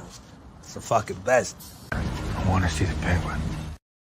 See, Batman picked. He wanted to see the Penguin. So there you go. Yeah, dude. Yeah, who wants to see the Joker get sodomized? No, I'm good. You know, and I'm gonna screw the Joker out of you, Arthur Fleck. Ooh, yeah. No. And then I saw an article go by. I didn't really read the article, but I saw it go by on the phone one day. It was talking about that Victor kid and how they were stealing the rims or the hubcaps, the rims and stuff off the Penguin's car. And like, oh, that was the origin story of one of the Robins. Was it Tim Drake Robin? Jason Todd. That's how Jason Todd. Batman He was found stealing Jason the Todd in rims street. off the Batmobile. Yes, Jason Todd was trying to steal from the Batmobile. Right. That's the one, Jason Todd, and he's the Red Hood now, right? Yeah. As I recall, if I'm thinking of Yeah. the right one. But yeah. So yeah, that was the origin story of Jason Todd was stealing the rims off the Batmobile, and that's how Batman found him, and yada yada. And it's like, oh, is he Jason Todd? And it's like, no, he's freaking Victor. They say so in the thing. Yep. Maybe one of the kids that was with him was Jason Todd. Yeah. You know? No, the writers are doing like an homage to the comics is all. Right, They flipped the script, so that's fine. I don't care. It's I don't know. I got a theory what's going to happen with Vic and all that. So, but. Yeah, anyway, I think they're doing a great job with this, and yeah, because he told the kid, like, you know, you want to make real money, and like you gotta get your hands dirty, you gotta step it up. Right.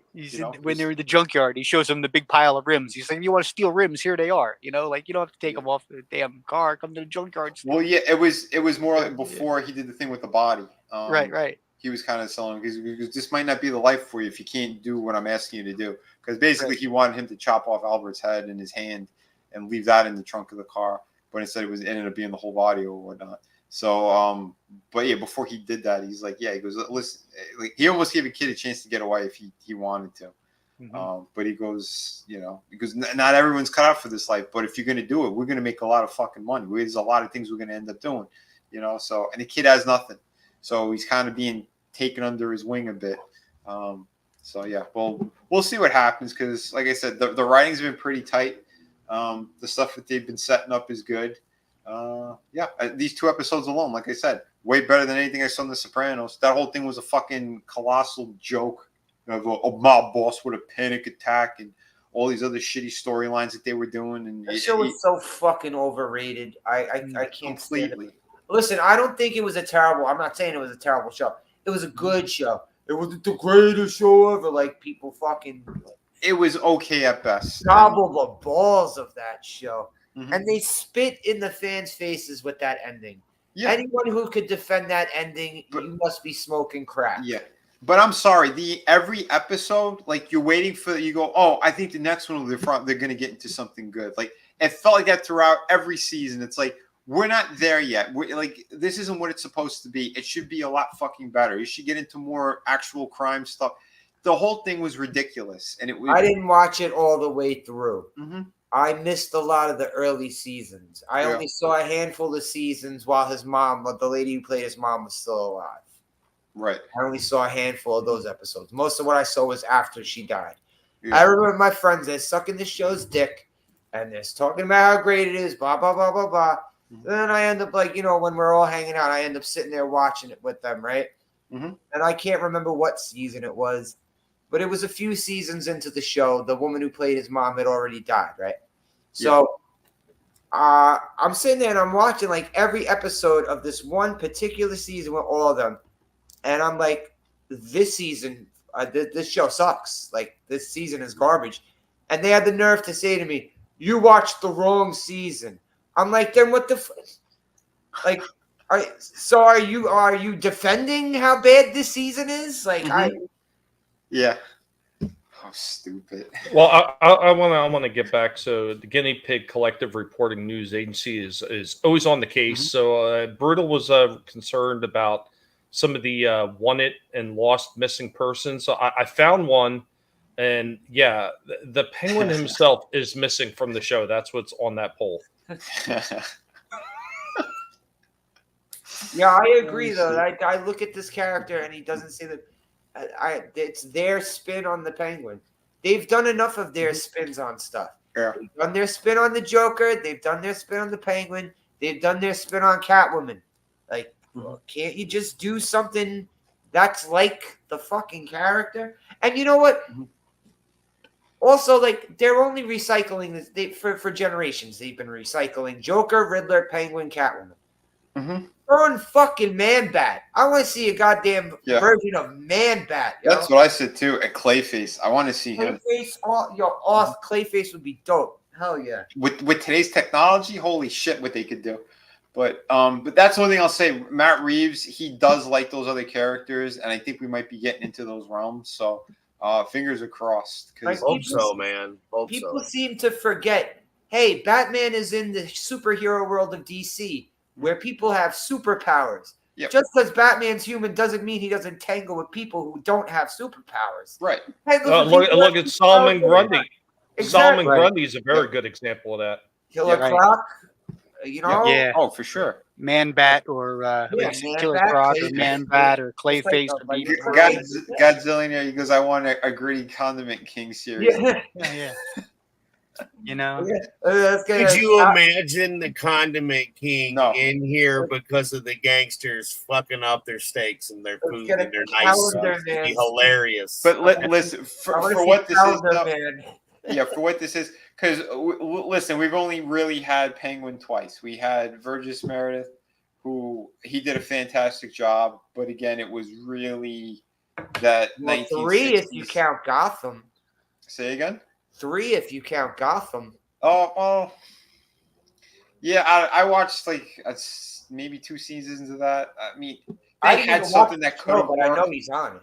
Yeah, they had something. Yeah, he's a main character in it, and the one thing I will give Gotham credit is while they failed to really make him feel like the Penguin through most of it.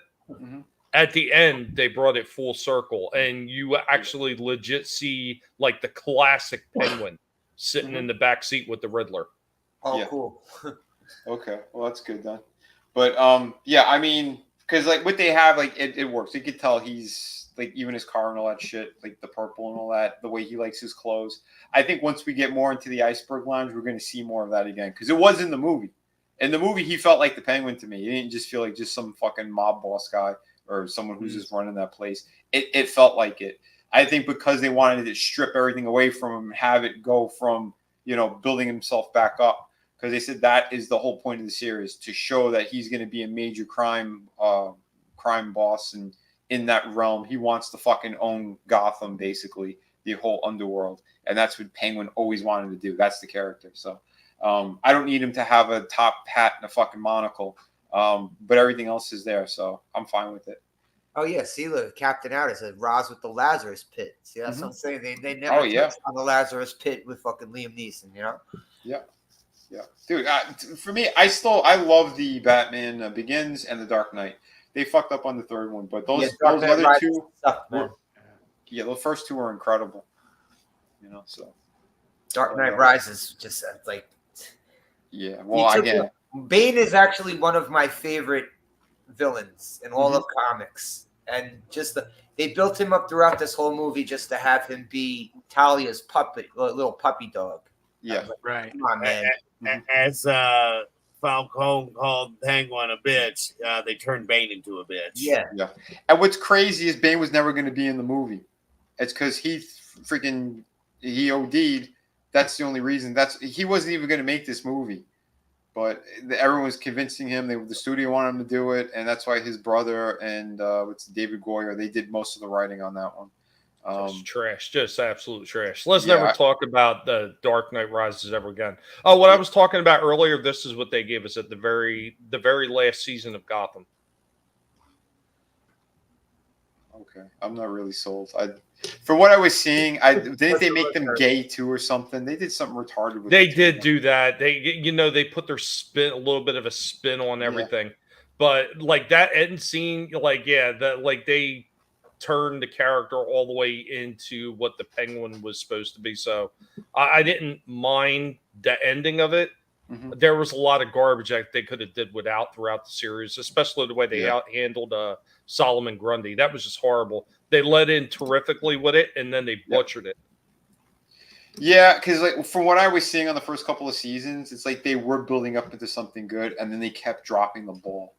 I'm like, it was getting so infuriating to watch. That's why I didn't. I tuned in a little bit around the time when they had Jerome come in, and then they did a whole thing too of they killed him, and then it ends up being his twin brother who's actually the Joker, and they were fucking around with so many different things. I'm like, they didn't know what they wanted. But I read up about that, and the reason they never called him the Joker is because DC wouldn't allow it.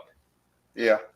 So I mean, they were able to use Firefly, Solomon Grundy, all these other ones, but they could not use the Joker, and they couldn't really use Batman except for the final ending. And even then, you only just see kind of like the silhouette of Batman. You don't really see him like full on. And what's up, Castaway? What's up, man? Everything's good. Tell you, brother. They don't even in this Penguin show. They don't even say the word Batman. Like they're not thinking about him at all. Yeah. You know. Yeah. Well, he might pop up again because I don't know. We'll see. We'll see what they do. Technically, you don't really need him because this is all the underground shit. Because if Batman's involved, then the Penguin wouldn't be getting to the heights he's going to be getting at. You know what I mean? He would put a stop to it. But what I'm saying, like usually when they have a Batman type show, they're always like, "Oh, we got to worry about the Batman. We got to worry about the Batman. We got to worry about the." They don't mention his shit at all. Except for in the news clip where they're like, and Batman was on the scene helping things. It was like in the middle of the day. Batman don't come out in the middle of the day that I know of. Well, because because the movie it was all night and then into the morning when basically the dawn was happening. Did they say if this Penguin show is supposed to be before or after the Batman? It's after because the week after. It's right after the movie. Yeah, because parts of the entire city are still flooded. Okay. He's in the car, and that's when the kid's driving. At one point, you could see a whole area's wiped out, and he goes, "That fucking madman destroyed this city," like referring to the Riddler. But and that's what happened too, like with the drugs, because again, he had to fish out. 70% of the product he got back because the flood destroyed like their whole facility where they were doing it, the chem labs and all that shit. I'm curious. And Godzillionaire, you're not wrong. You're not wrong. He was talking about Gotham was supposed to be a police procedural with Jim Gordon against the mob, and it turned into a Rogues Gallery origin story. Okay. Almost through the whole entire damn thing. Yep. Yeah. I think that's a cool thing, though. Like, you know what would be a cool thing? An Arkham show. Oh yeah, that would be pretty cool. I think. Well, unless they're going to do what they turned around and just did with this other Joker movie. I mean, it's kind of like we got to be on the fences here. We don't know what they're going to do. Like we're lucky. The Penguin is spot on. Like the character's going on. It's been good. Every Sunday there's a new episode. So basically after we all get done, the new episode's there. But I'm saying like an Arkham show where I guess the staff of Arkham could be like the main cast. But every episode deals with a new entry into Arkham Asylum. Mm-hmm. And you can even have like the whole episode of be building up, like show them on their crime spree. And then at the end, they're in Arkham Asylum, Yeah. I mean, I think that's a really good idea. The problem is I no longer trust Warner Brother and Universal to do it correctly. They have proven over and over again with a lot of these series lately that they just want to inject the political bullshit into it. They would fuck it up, yes. Yeah, I mean, look what they did with Doom Patrol. Write itself too. It could write itself, but they won't let it. They won't let that happen. Yeah, I mean, look what they did with Doom Patrol. Doom Patrol had a pretty decent idea behind it for something that was a lesser known story. Okay. And they had some decent people in there, I'd say the best part of Doom Patrol was the acting. Yeah. Because the stories got really fucking stupid. Or Oh, they got retarded. They got like, retarded, especially with that gay like town. show. I liked it and didn't like it at the same time. I guess I was getting through an episode trying to see if it'll get better, and it didn't. Now, there was a lot of ways that they could have handled it better, and I knew nothing. Wasn't so overly heavy-handed, but they couldn't. Were you familiar with the comics at all? I wasn't familiar. I knew that they existed, but I was I was not overly familiar with them. I knew a little bit about them, and I know Robot Man was Jesus. Robot Man's been around. What's his name? I can't think of the actor who played him. Yeah, it was Brendan Fraser. Brendan Fraser. Yeah, so that his character was so incredibly loosely based on the original Robot Man. It really wasn't even quick, because in the comics he had like tons of speed and strength and everything like that, and he wasn't a blundering idiot like Brendan Fraser played. But I still think the way Brendan Fraser did it was actually quite comical, and it added a lot to the show to make it, at least semi-watchable. I think without his character, I wouldn't have watched that show at all, because there wasn't enough besides him to make me want to come back and watch any of it. Mm-hmm. But it got worse and worse as it went on. I was like, oh, come on. What was that? Well, who was streaming that one? It was on the when DC had the streaming service for like that year or so. It's still on here. It's on. It's on Max. Max. Yeah. Okay. But it's not even worth watching, or. I mean, judge for yourself if you want to check it out. I mean, it has moments. Okay. Yeah, I think it's one of those you can enjoy it. Mm-hmm. Because it doesn't totally ruin it. Especially like I didn't really know anything of it. Like when I was watching, I got through I think the first 2 seasons or whatever. How many did anybody? Tommy, were they on like 4? 4 or 5, I think it was. Oh, okay, yeah. So I mean, I'm a little behind, but like Vinny, I watched the first couple of seasons and like. You can watch it and get into it and it'd be okay. It's kind of one of those, it's kind of like a what if to me. Were you familiar with the comics at all, Vinny? Of Doom Patrol? No. Yeah. I seen them they popped up in a couple of comics that I have read, but I never read their own series, no. Well, the reason that it can work for a lot of people and they don't have to get heavily invested, it's kind of like the tale from the Marvel side of things with the Guardians of the Galaxy. I mean, who really remembers the Guardians of the Galaxy from the original run? Barely anyone. Nobody really cared. From what I knew in the 90s, it was completely different. Like they had, there was like 2 characters in the movie that I remember from the 90s. It was a D-list comic, DF. I mean, nobody gave a shit about it, Really, it was down the line of the comic trail, Doom Patrol came out around the same time as Titans, and Titans was god awful. There's not one thing I liked about that show. Okay. I love the cartoon. What's wrong with the cartoon? No, the show. No, you meant the live action. The show. Oh, gotcha. Okay. Yeah. I thought you were talking about the cartoon. I was about to say slasher. I know it's retarded, but it's still entertaining. No, when DC, it was the DC streaming service. They had Doom Patrol, the WB. It was Doom all that stuff's is on Max. Yeah, it's all gone now. Yeah, guys, Swamp Thing. That's what it was.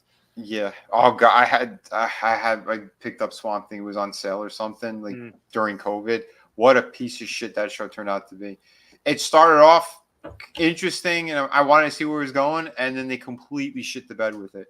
Completely. I was so upset with that. I saw like an episode or 2 of it, and I don't remember it at all. Mostly, it's available on Tubi if you want to watch it. That's another series that had moments, but they just never capitalized on the moments that they started to create. Guys, I just found out James Gunn, he's putting the Penguin into the Superman movie. Here's a photo of him. You want to see it? Yeah. Unbelievable. I'm kidding. Ah, there you go. Oh, shit.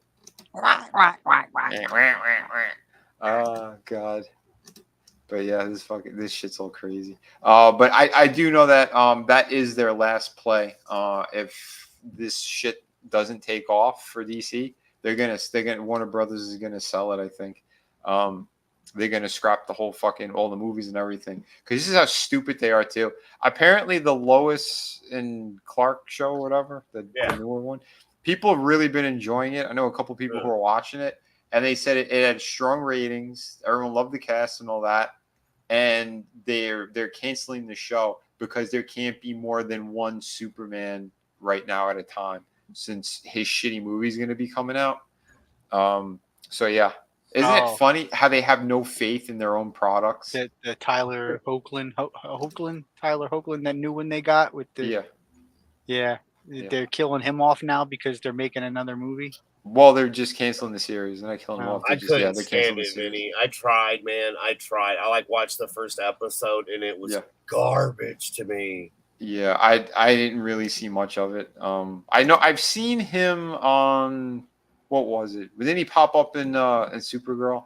Yes, he was Superman and Supergirl. Yes, sir. Yeah, I think that's where I saw him, and like one of the crossovers or some shit. Yeah, I just didn't buy him as Superman. I'd rather see Dean Cain than this dude. I'm sorry. Yeah, I mean, this guy isn't bad, but he's not good either. I mean, something about his face bothers me. He's just not Superman, bro. Yep. Like, I mean, there's a certain. Go ahead, Tommy. No, I was just going to say, you know, how many different versions of Superman shows that they've tried, and they just kind of like, because they missed the point of who was watching these things. They had that one show, Krypton. Well, and that's another one that had a few moments in it. They're like, okay, this could be interesting. And then, they just like drove it right into a ditch.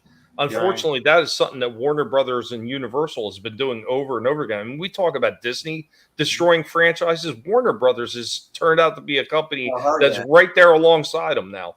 Yeah, I even saw an article about how they wanted to try and bring back the Tom Welling Smallville guy and the other. Yeah. What the hell is the kid's name? They're way too old now. The dude that was Lex. Oh, Mike Rosenbaum. Rosenbaum. Yeah. Right. They were trying to do reviving that maybe, which that ran for a decade or so. So yeah.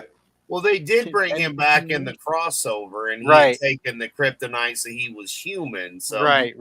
I think that's more fan though than it is actual, because after what happened with the cast of Smallville, they ain't bringing Smallville back. They can't. I don't. Yeah, not all of them anyway. No, I saw an article go by that they weren't trying to think of doing that or. I mean, like they had Dean Cain here, which was cool. Don't get me wrong, like Lois and Clark, sure. But like, if you're gonna talk of our generation of the newer Superman, it's got to be Tom Wellington and Smallville. I'm sorry. Listen, if they do a Smallville anything, they'd have to do a Prison Break first for that blonde and the cult she was in. Yeah, that's what we were saying. Yeah. Zoe or whatever her name was. And to that matter, they would have to do Kingdom Come style Superman because he's got the gray on the sides now. But they did that in one of the crossovers. They brought back Brandon Routh, and he was fantastic in it. Right, but they put the gray on his sides instead of using the guy that actually had it on the sides, like who was Superman for the longest time. Yeah. Instead of using that guy to do it, they took somebody and fucking colored his hair white. Hollywood is brain dead. Because here's the thing that they could have done right from the get-go is, have Smallville and then go ahead and make a Superman movie with him. You had a built-in audience for a decade. They would go ape shit to see him as actual Superman. They already watched him, from the whole Clark years and all that shit. They have to see him float, bro. I mean, I'd have lost my shit. What are you talking about? Hell yeah. This is the point I'm making.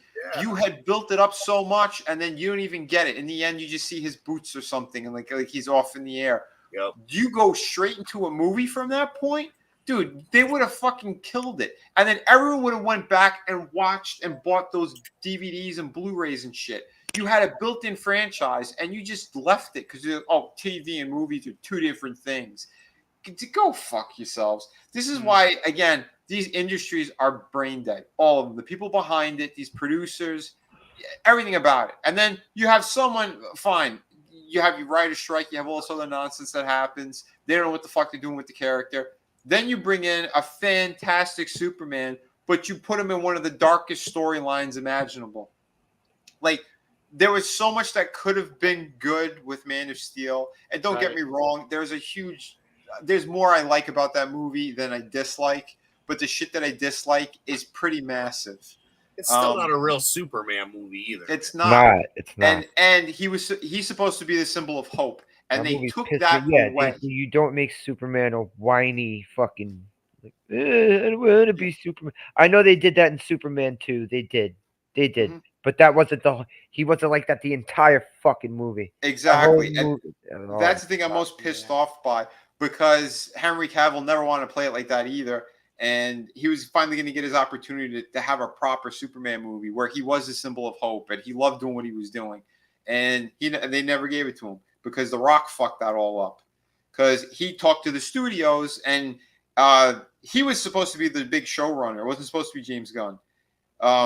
Black Adam flopped, and the other thing flopped, the cartoon he did. Because the two of them were supposed to bring in $2 billion. That was his deal. Or $1.5 billion, and it couldn't do that. Which cartoon was it? The pet one, Super Friends, or Super Pets. Okay. Yeah. Oh, yeah. He really thought that he had this audience by the palm of his hand, and he didn't. Everyone hates The Rock, and he came out supporting Biden like right before Black Adam came out, so no one went to go see this piece of shit movie. Well, not only that, but they actually had a little preview for Super Pets. Mm-hmm. And the creators are sitting there talking about how they put DEI and all this stuff in it. Oh yeah, you were telling me that. In there. Like, and I'm sure that a lot of people watched that and they were like, "Yeah, no thanks." Yeah, there's diversity and inclusion of super pets. That's yeah. What we want to hear about. There's your 1-2 punch. He supported. You want Puerto Rican dogs in this. Yeah, that's right. We don't have enough crippled super dogs. You know. But again, they're fucking morons and wheelchair hamsters flying around. Wait until those videos come out and he's at those parties with kids. Oh my God! Oh yeah, I forgot they said 50 Cent. He's got a massive amount of footage for that documentary. Oh my God! Yeah, that's going to be great to see.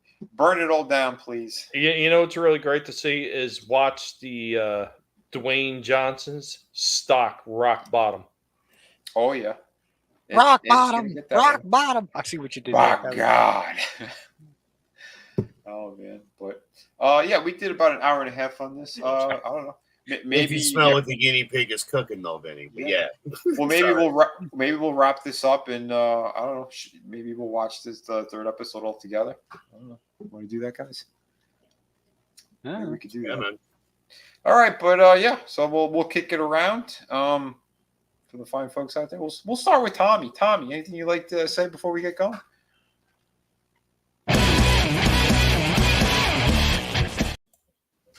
Yeah, I'm a huge pain in the ass, and apparently I upset people, and I love watching them have mental breakdowns and post things that nobody cares about on Twitter. Nice. Keep eating crow, you lousy sons of bitches. I'm still laughing at you and your bullshit, and nobody else is buying it either. Just having some fun, putting up the videos and everything like that. Of course, as always, YouTube's playing the games. They told me they are looking into what's going on.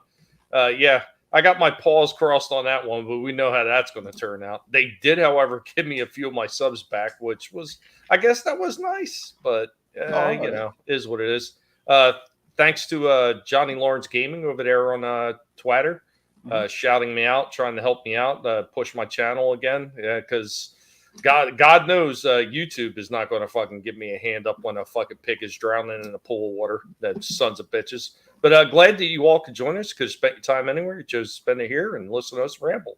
Have a good one. Don't let anybody tell you what you can and can't say, what you should or should not think, because your silence and compliance gives consent. Pig out. Awesome, brother. Thank you, man. I want to jump to this real quick. Let me share screen. Yeah, for the fine folks out there. I want to let you know that I probably will be tossing up a couple of copies of the newer art book on here.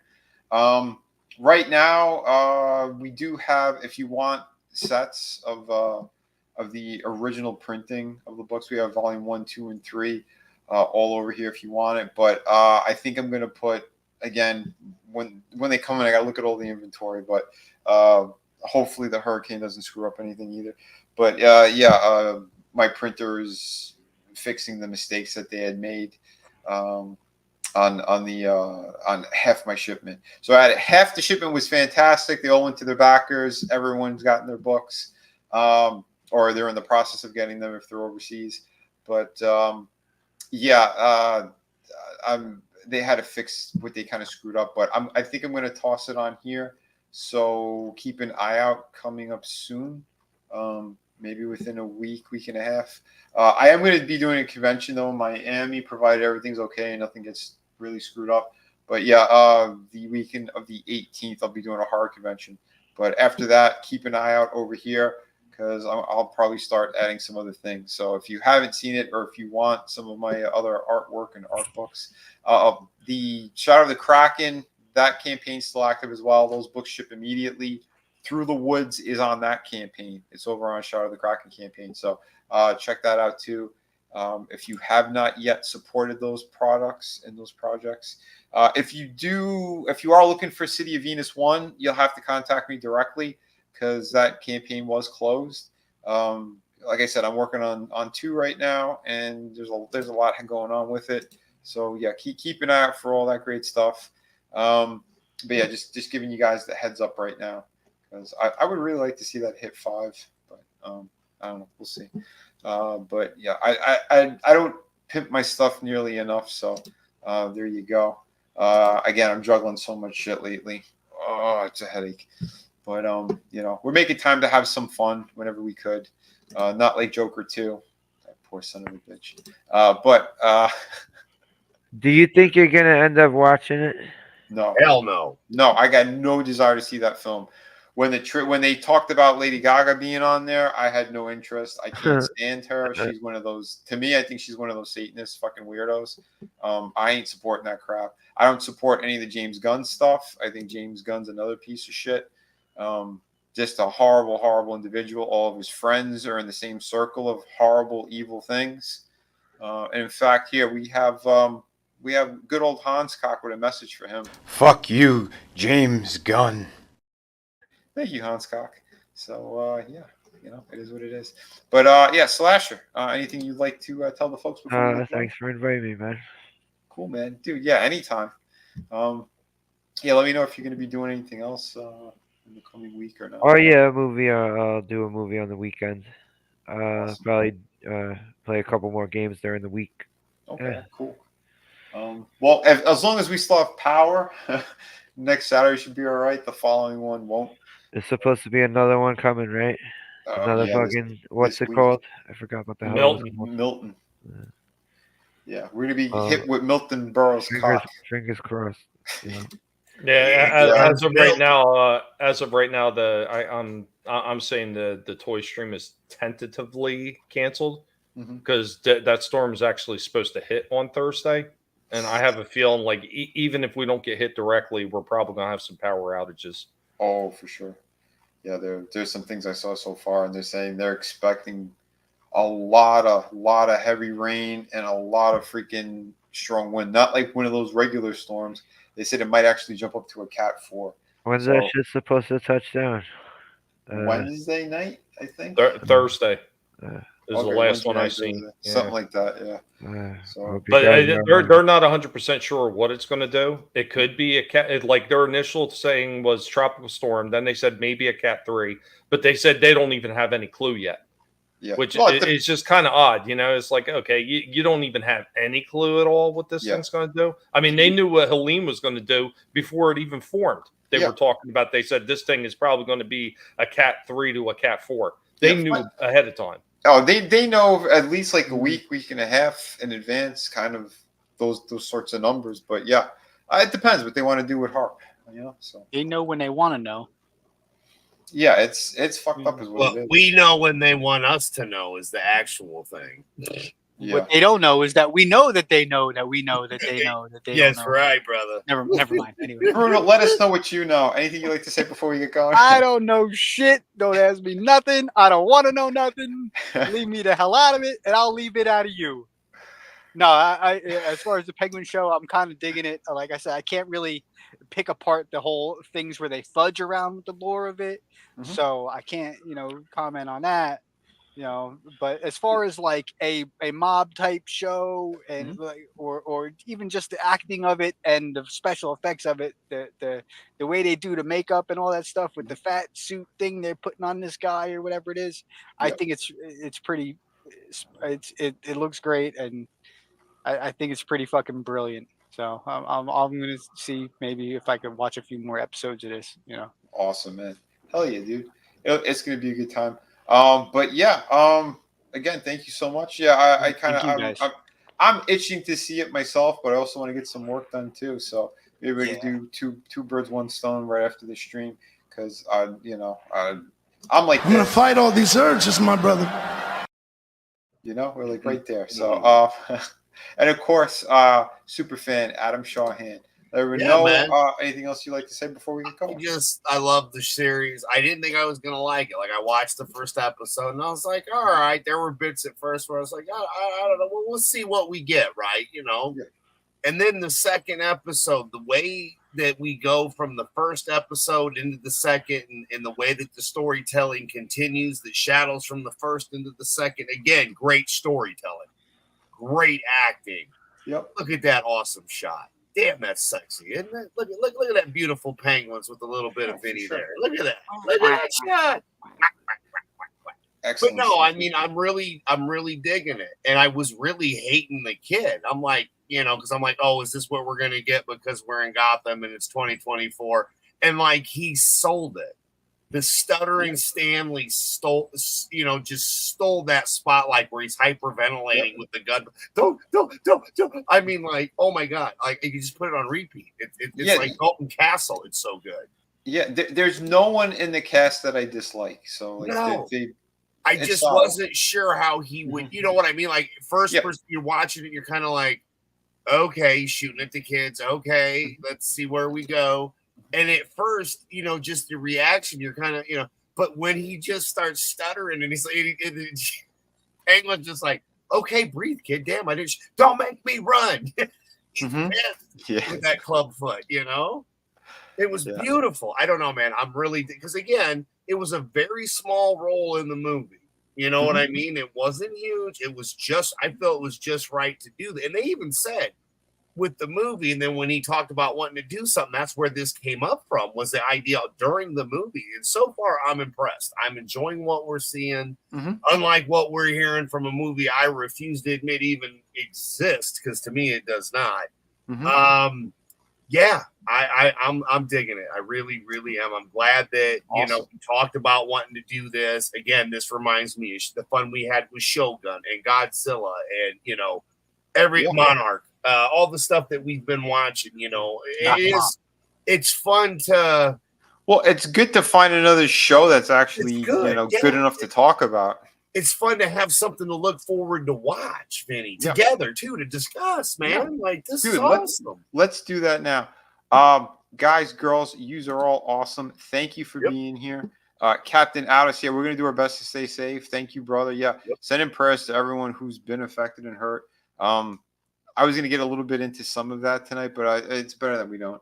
Because, in North Carolina, there's a lot of other reports coming out, and the hospitals that are filled with unclaimed bodies. It is frightening, and they've been hiding what's so going much. on there is an indictment of everybody that's running the damn show right now. And anybody who says that it's not, you've got your fucking head underwater, or at least you probably should. Exactly, because you literally have Kamala, who just sent millions more overseas while they're sitting 157 million. Yeah, because she's so worried about $750, right? Yeah, other countries, while we're sitting here, everyone who's been hurt and injured, and they said FEMA has no money to help or whatever. Yeah. And don't forget that 750 is more of a loan, and if they don't pay it back, they could, from with the reports are coming in, they're saying those people could even get other shit taken from them if they don't pay it back. That's what I'm hearing. Take the property, right? Yeah, I don't know 100%, but that's what a lot of people have been talking about right now. I don't know. It's on social media. That's all we're reporting. What we see on social media. That's all I'm saying. I don't know it for a fact. Don't take my word 100% on that, but do your own research. See what you can find. It's crazy. It's absolutely crazy what's going on right now. But please, people, stay safe. We're going to do our best to do that as well. And in the meantime, yeah, I hope you do have a great start to the week. Yeah, Captain Outis, thank you so much for being here. Gap After Dark. We had Parrot Head in the house too, man. Thanks, buddy. Yeah, he always drops funny and great stuff. Chaos Hoy, Godzillionaire. You guys have been fantastic. Let me see if Decepticons Cave. I think we saw Papa Cotton earlier, maybe. Yeah. Brian Chriskow. Brian Chriskow. Yes, brother. Monotony. Again, sending anniversary. Happy Daniel anniversary Outlaw, wishes. Elijah Fire, who I'm not sure who he is, but he was in the show earlier as well. Awesome. Yeah, hell yeah. Yeah, and of course the doc. Always sending good prayers his way and good thoughts. Yeah, and Iceman Modeler, I think he's going to be watching on the replay. Yeah, go check him out on Twitter. He's a great sculptor. He's got cool products out there. Go take a look. Everyone, you guys and girls are the best. Thank you for being here. Yeah, we'll go out on actually, here is a clip from Joker 2, apparently. We have the scene. So everyone have a great night. I'm gonna shove these fucking games up your ass! Batman Revenge of the Joker! Batman Return of the Joker! Batman Forever! Batman Return of the Joker on Game Boy! And last but not least, Batman on Commodore 64!